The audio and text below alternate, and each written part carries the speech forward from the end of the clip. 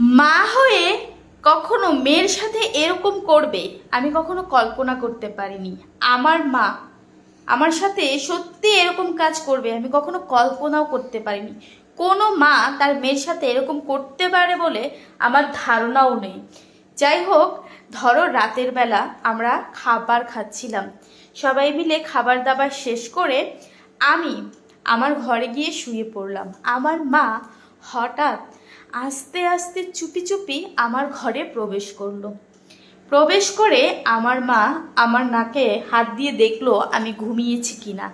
যখন সে বুঝতে পারলো আমি ঘুমিয়ে গেছি, তখন সে আস্তে করে একটা ইঞ্জেকশন বের করে আমার শরীরে পুশ করে দিল। এখন সারা রাতে আমার সাথে কি হয়েছে কি না হয়েছে আমি কিছুই জানি না। যাই হোক, সকালবেলা ঘুম থেকে উঠে আমি তো পুরো অবাক, এটা আমার সাথে কি হলো। যাই হোক, আমার মা আমাকে, আমি একটা ছেলেকে খুব ভালোবাসতাম। সেই ছেলেটা মানে সেই ছেলেটার পরিবারও কখনো মেনে নিবে না আমাকে, এবং আমার পরিবারও কখনো মেনে নেবে না সেই ছেলেটাকে। সেরকম করতে করতে তো আমরা একদিন পালিয়ে যাওয়ার চিন্তা ভাবনা করলাম। যেদিন আমরা পালিয়ে যাব সেদিন রাতের বেলা খাওয়া দাওয়া করছিলাম, তার পরের দিন পালিয়ে যাব। খাওয়া দাওয়া করে আমরা ঘরে ঘুমিয়েছিলাম। আমি ঘরে ঘুমাচ্ছি, আমার মা আস্তে আস্তে আমার ঘরে আসলো। এসে আমার নাকে হাত দিয়ে কনফার্ম হলো আমি ঘুমিয়েছি কিনা। দেখলো যখন আমি ঘুমিয়ে গেছি, তখন আমার মা আমাকে একটা ইঞ্জেকশন লাগিয়ে দিল। ইঞ্জেকশন লাগানোর পরেই আমি পুরো ঘুমে বিভোর হয়ে যাই। সারা রাত আমার সাথে কি হয়েছে কি না হয়েছে আমি কিছুই বলতে পারি না।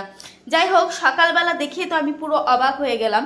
দেখলাম যে আমাকে ইঞ্জেকশন পুশ করে আমাকে আমার গ্রামের বাড়িতে নিয়ে গেছে। সকালবেলা চারদিকে তাকিয়ে দেখি আমি গ্রামের বাড়ি। তাহলে চিন্তা করো কি ধরনের ইঞ্জেকশন আমাকে দিয়েছে, যে ইঞ্জেকশনের ফলে আমি বলতেই পারি না আসলে আমি কোথায় এসেছি।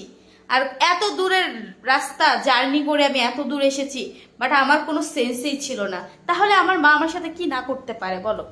আচ্ছা, যাই হোক, তারপরে আমার মা জোর জবরদস্তি করে একটা ছেলের সাথে আমাকে বিয়ে ঠিক করেছে। আমি তো সে বিয়ে করব না, কিন্তু তারপরেও সে আমাকে বিয়ে দিবেই।